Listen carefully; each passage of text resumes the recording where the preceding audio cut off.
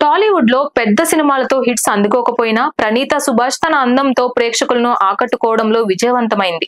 ఆమె పాత్రలో అమాయకత్వం మరియు నేచురల్ నటన ఆమెను ప్రేక్షకుల ముందర ప్రత్యేకంగా నిలబెట్టాయి. పెళ్లి తరువాత ప్రణీత సినిమాలకు కొంత దూరంగా ఉన్న సోషల్ మీడియాలో మాత్రం ఎల్లప్పుడూ దర్శనమిస్తూనే ఉంటుంది.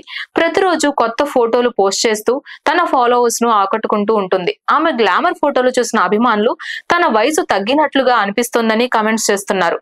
అలాగే ఆమె మరోసారి తల్లి కాబోతున్నట్లు ఇటీవల క్లారిటీ ఇచ్చింది. ఇక తరచుగా బేబీ బంప్ ఫోటోలను షేర్ చేసుకుంటూ ఉంటుంది.